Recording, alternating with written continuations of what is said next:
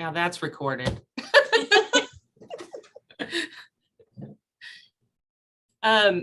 So welcome everybody. I will just do a quick recap. My name is Simone Mallon. We just started the recording, but I had already started. So I work at the Consumer Counsel System of Maine, and today we're going to talk about Maine Can Work. So what is Maine Can Work? If you haven't heard about it before, it is a handbook that we're going to talk about where it came from in a little bit, but it is an amazing tool that we all can use either ourselves or with other people or in groups that really explore a lot of different topics related to employment.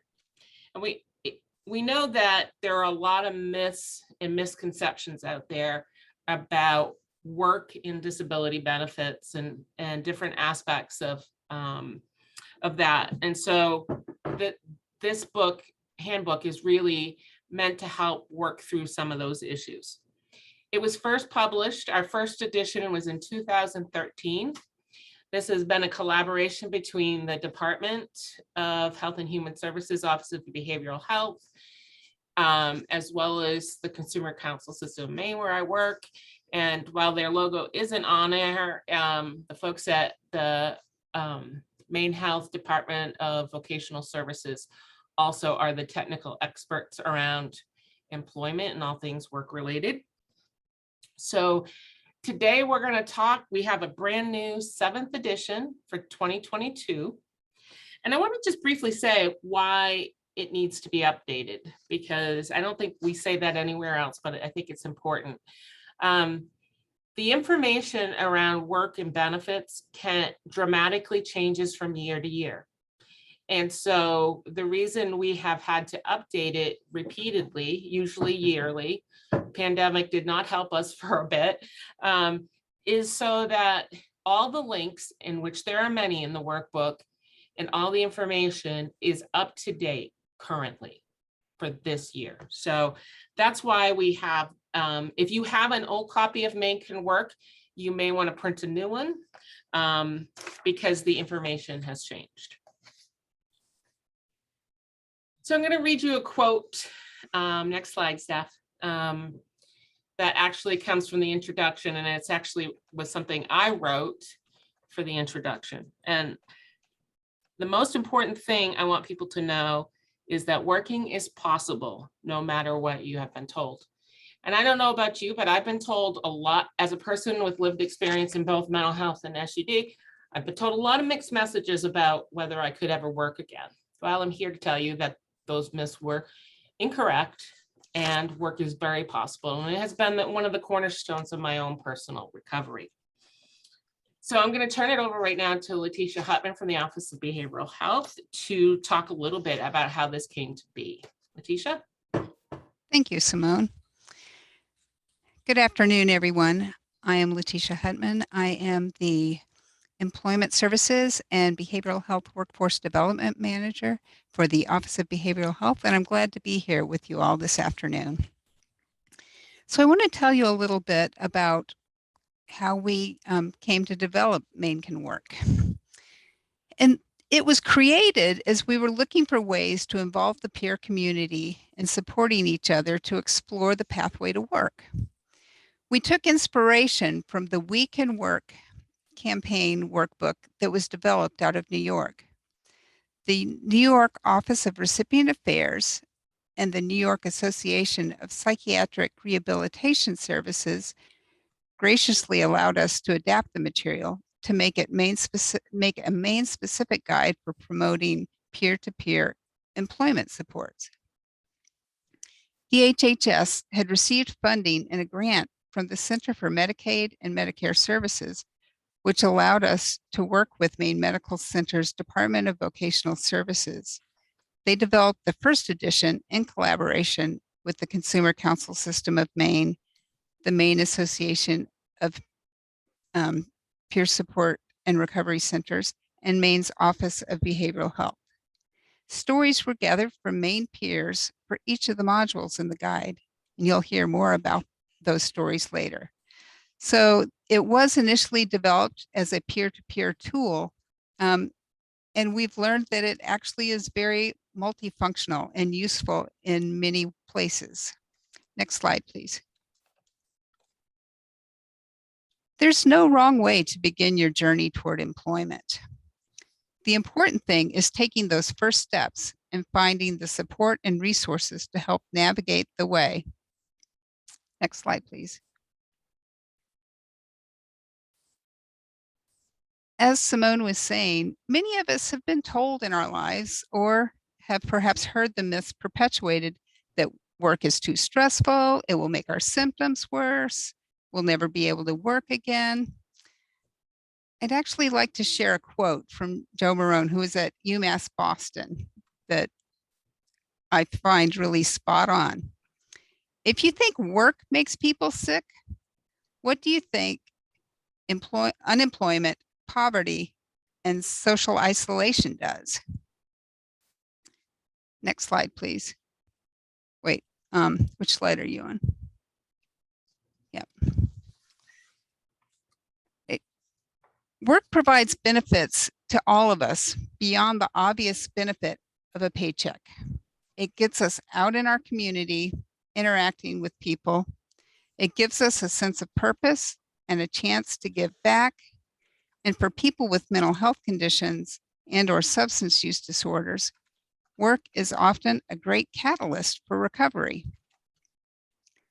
Research has shown that employment increases self-esteem, lessens symptoms, supports recovery, and reduces the potential for relapse. It also increases social inclusion and status, helping address the isolation that can actually make symptoms worse. And more access to community creates more chances to make friends, as well as creating a sense of competence and community belonging. Next slide, please.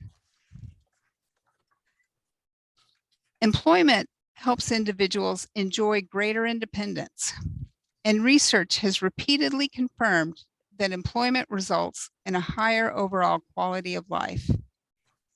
People who are involved in competitive integrated employment experience fewer or less severe symptoms and experience improved self-esteem, greater financial stability, and increased opportunities for leisure activities. Work is both a recovery intervention and a path to better physical health. It's actually been said that work is one of the best health cares. Research has also confirmed that the majority of people living with serious mental illness and substance use disorders want to and can work. Now I'm going to pass it back to Simone to walk us through the Maine Can Work guidebook. Simone? Thanks, Letitia. So this is, if you have not seen the Maine Can Work handbook, this is what the cover looks like currently. And also on this particular slide, you see the link that I'll make sure is in the chat. It's a little later where you can find it. So next slide, please. There are 7 sections in the handbook, and we'll go through the topics in just a second, but I want to tell you that you can, each chapter, each section can be done independent of each other.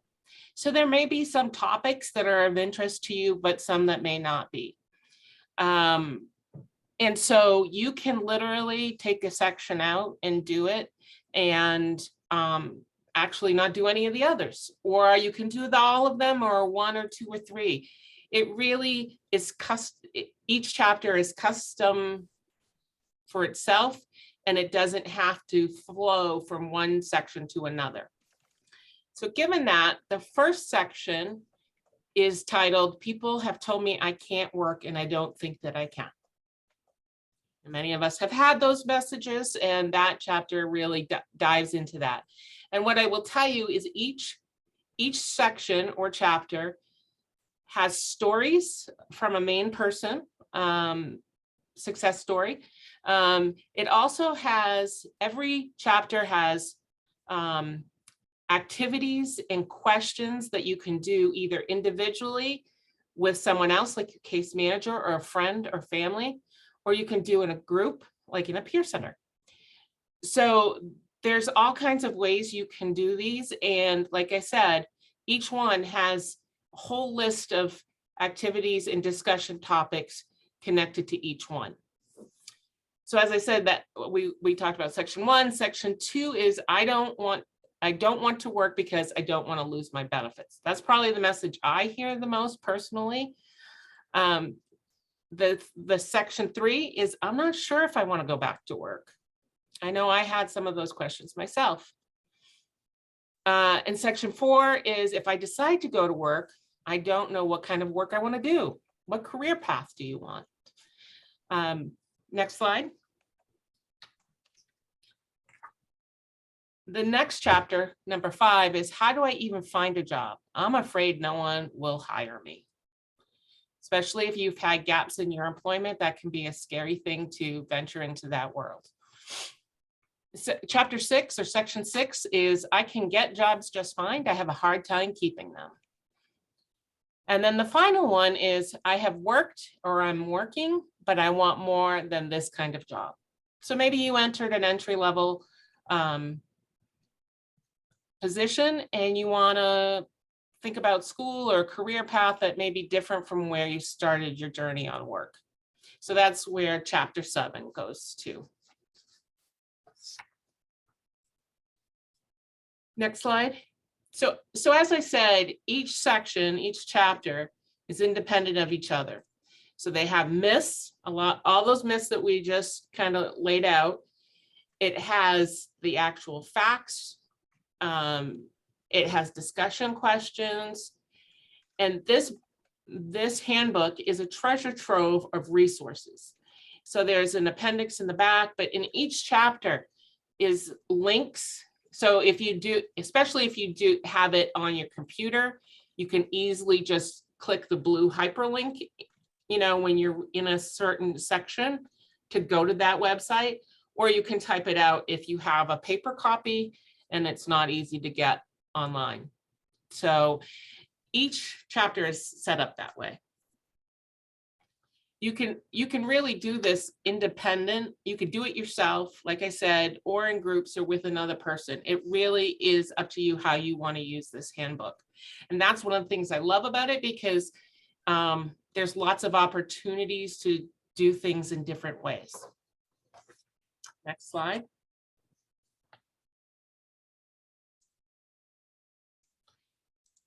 So as I was saying, there's an appendix, and it is especially around the Social Security work incentives information. And so many people I know feel like this is a very scary, overwhelming kind of thing to figure out benefits, but we'll talk about it a little bit later. But there's plenty of help out there for folks if they need support around employment. So we're going to go into one chapter. So we'll go there next. There's the cover again. Can we also, when you get a chance, Steph, can you enlarge the font, please?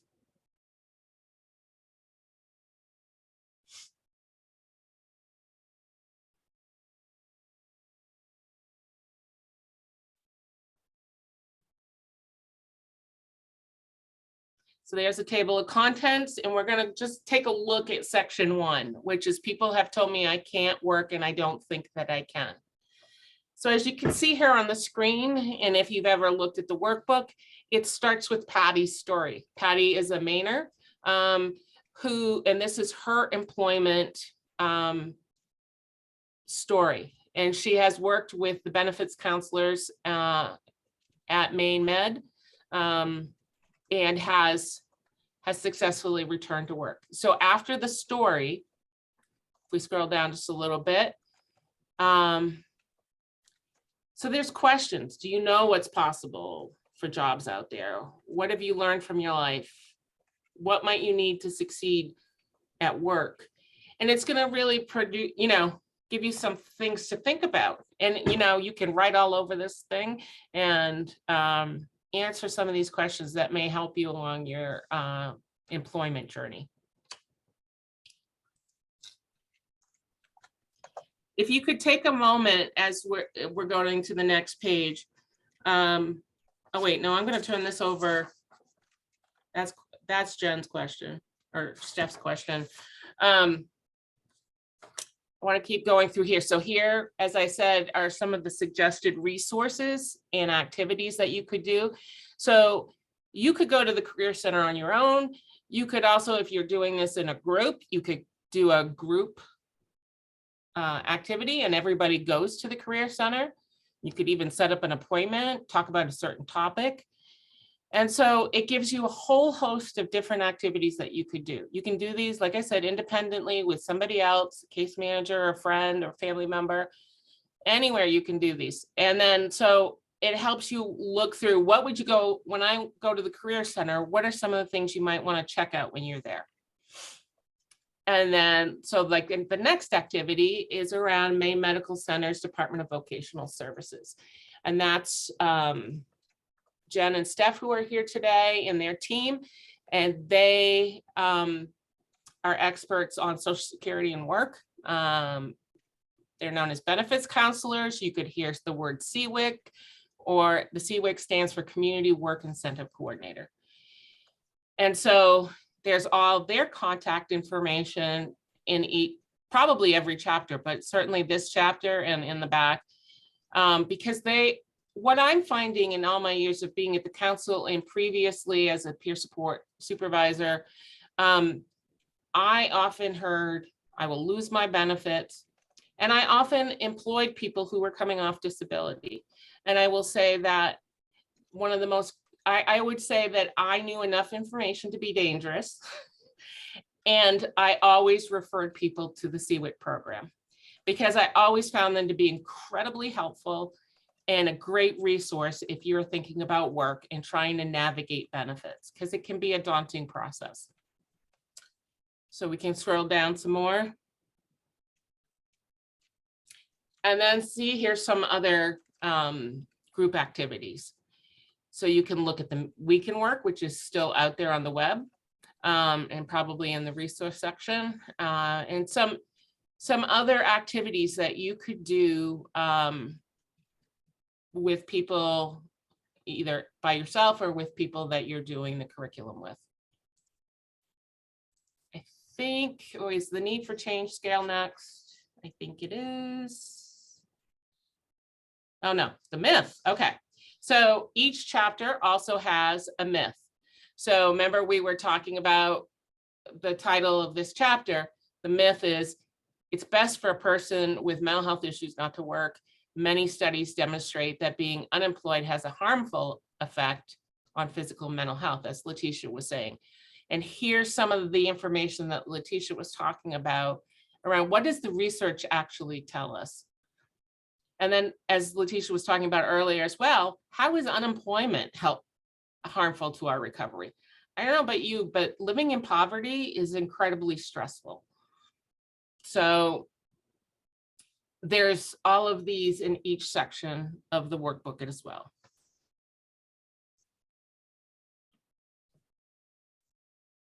All right, as I was talking about a little bit, this is the need for change scale, and you may have seen it if you receive certain services out in the community.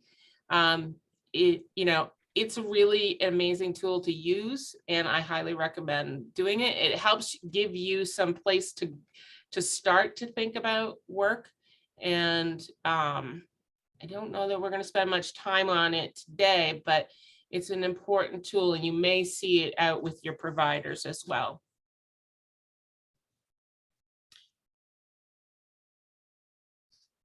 And let's just we can go to the next slide, Steph, and I'm going to turn it over. So let me just say here, this is the final part of each chapter is discussion topics and a place to write answers and to brainstorm ideas here. So each section has a place to write in as well. And I think that's the end of the chapter. Yes. And so now I'm going to turn it over to Stephanie.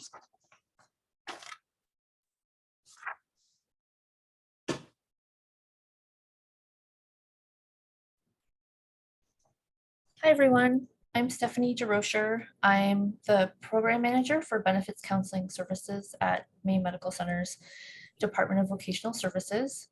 And the next chapter in the Maine Can Work book is the topic of I don't want to work because I don't want to lose my MaineCare or Social Security benefits. And we're going to talk in a few minutes about the role of the benefits counselor, the CWIC, and the assistance that our staff can provide. But before we do that, I want to just ask everyone to take a moment to just stop and think and dream and imagine if you or someone that you're working with wants to work and what they might like to do if they didn't have to worry about losing their benefits.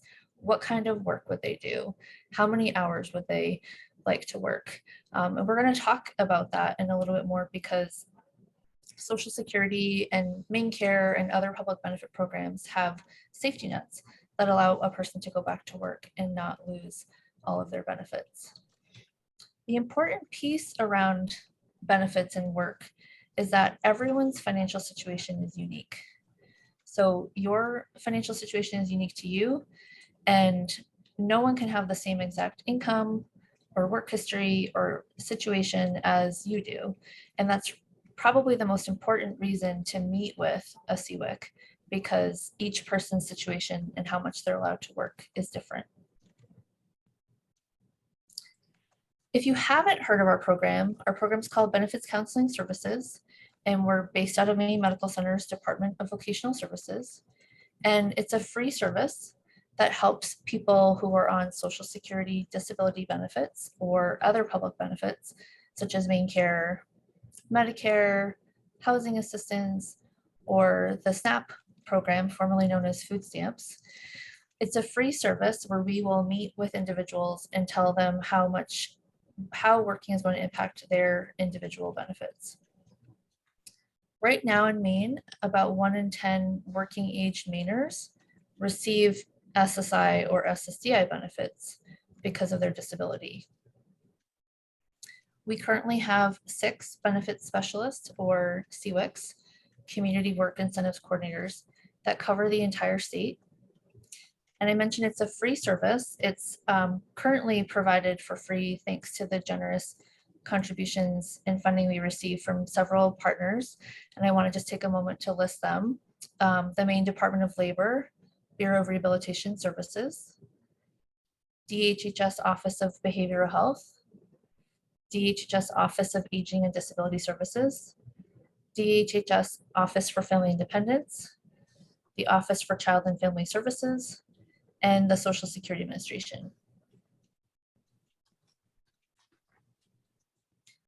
Anyone who's 14 and older is receiving Social Security disability benefits, is either working or wants to work, and has questions about how work will impact their benefits, is eligible to receive services from Benefits Counseling Services. The 2 pieces I really want to focus on are the underlined parts of this slide, which is the person has to be receiving disability benefits from Social Security when they are coming to meet with one of us. So if someone's in the process of applying for disability and hasn't been approved yet, or they're not receiving Social Security disability benefits at all, we're not able to meet with those individuals. The person has to be receiving Social Security disability benefits. And then the person has to have questions about how work impacts benefits. The focus of our role is to really help folks understand if they go back to work, what's going to happen to each of their benefits. As Simone mentioned, there's a lot of myths around benefits. And these are some of the most common myths. Either that people on Social Security disability benefits don't want to work, but in reality, people do often want to work, but they're just afraid of losing their check or their health insurance benefits that come with their Social Security.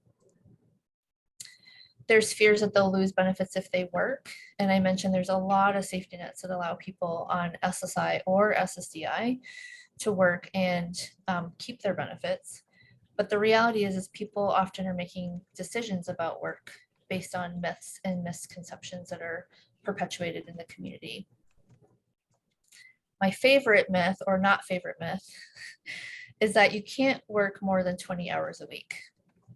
I'm not really sure where that myth started from, but it's the biggest myth out there, that there's a magical number of hours a person's allowed to earn and be okay with their benefits. There is no set number of hours that someone's allowed to work. Someone could work part-time and see an immediate change in their benefits, and some people can work full-time and keep their benefits. It really depends on which type of Social Security benefit a person receives. So Social Security actually has 4 different types of disability benefits: the SSI program, Supplemental Security Income, the SSDI program, which is Social Security Disability Insurance, Childhood Disability Benefits, or CDB, and Disabled Widower or Widow Benefits, DWB.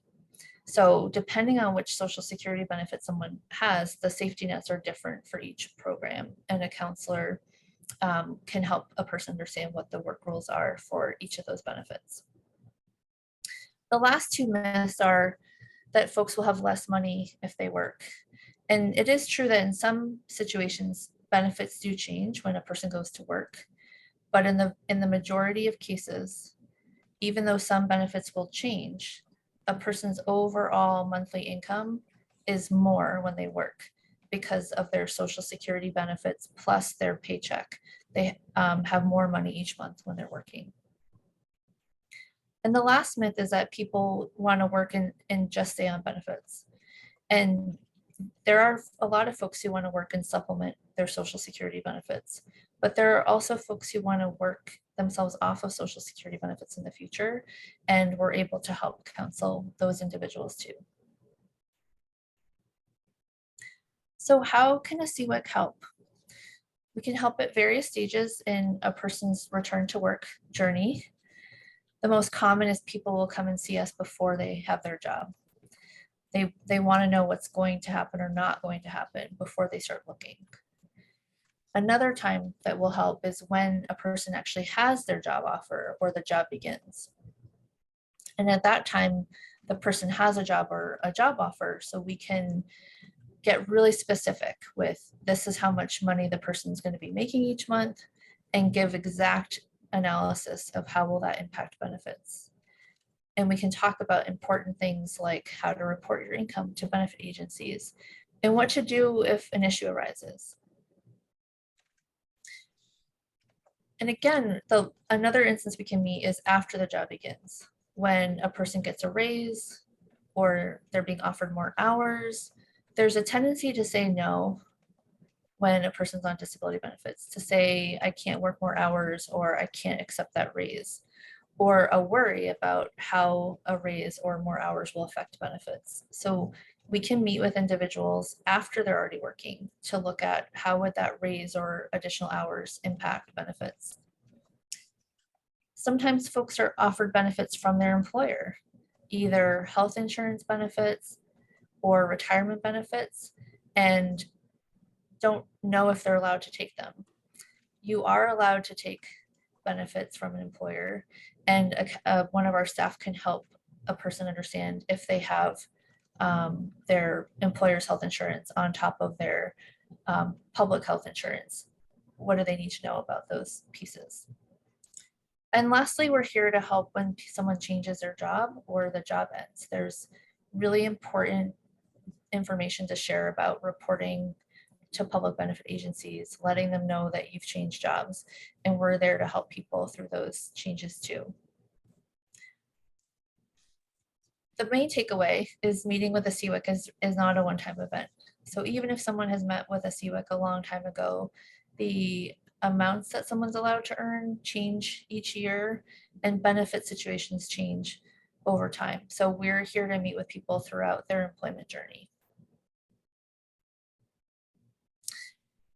How to request services. You can call our 1-800 number, 1-888-208-8700, or go to our website, which is benefitsandworkinme.org, to get our current referral packet. The process to get started is to fill out one of those referral packets and either fax it to us, mail it to us, or email it to us at the details listed on the screen. And then we'll call the individual to schedule a benefits counseling meeting once we receive their referral packet and are able to verify what benefits the person is getting. It takes about up to 2 weeks to verify a person's benefits that they're getting from Social Security. There's a very specific report that we get from Social Security that lists the benefits that the person is receiving and the safety nets that they have available. And right now it's taking about 2 weeks for Social Security to get those to us. But we will call and set up a meeting. And right now we're offering phone or Zoom meetings just out of safety with COVID. But someday we hope to also resume offering in-person meetings. If this information sounds interesting to you, if you're interested in learning more about the safety nets, depending on if a person's on SSI or SSDI, we have a bunch of fact sheets and videos around the Social Security work incentives on our website. And we also offer work and benefits navigator trainings, which are a way for individuals, peers, or providers to learn how you can be an employment champion, either within your agency or within your role. We offer them generally every other month. So our next session is coming up in August on the 16th and 17th from 9 to 12 each morning. And we'll be offering more sessions in the fall, and we'll be able to let you guys know when those upcoming trainings are when they're announced. If you're interested in going to that training, you can register on our website. You can scroll to the bottom where it says Work and Benefits Navigator Training, click on that link and you can register there. The cost is $25 for the whole training. There's no cost for DHS employees or VR counselors, and we give 5.5 contact hours for attending that training.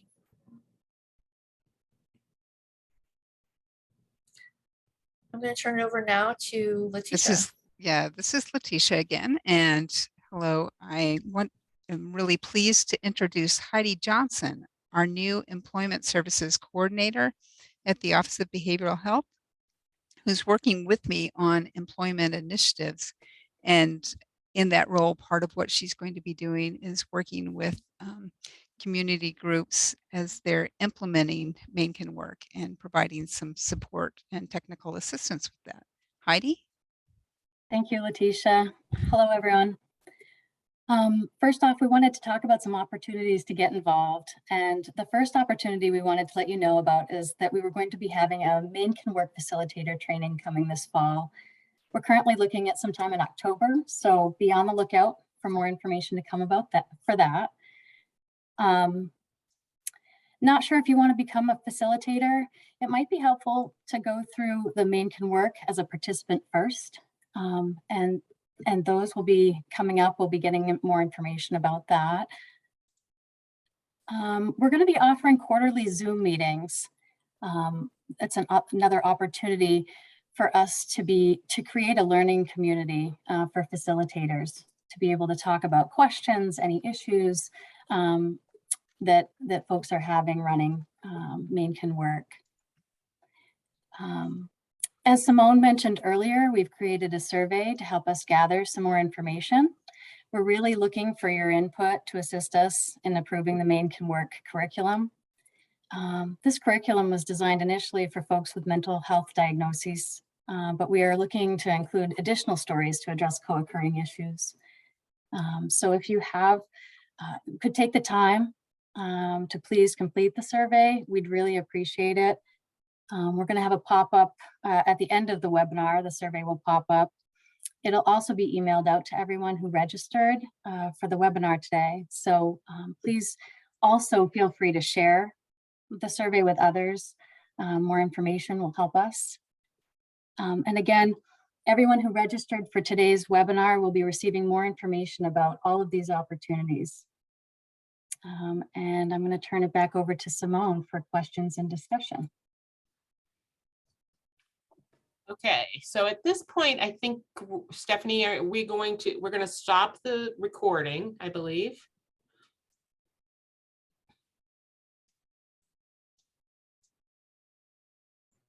Yes, I have to make sure I can stop it. Yeah.